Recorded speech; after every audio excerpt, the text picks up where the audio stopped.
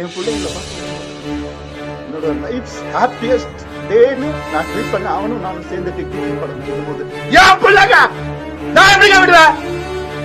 கேட்டுதான் இருப்பீங்களா? இப்படிதான் 50 லட்சம் ரூபா தெரியுமா? 2 பேர் ஸ்கூல் ஃபீஸ். எத்தனை வருஷம் நான் அதை கட்டி பார்த்துட்டு இருக்கேன். அவங்களுக்கு நல்ல லைஃப் கிடைக்கணும்னு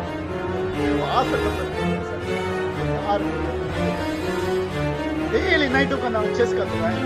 டெய்லி உட்காந்து போவேன். என்ன சொல்றீங்க?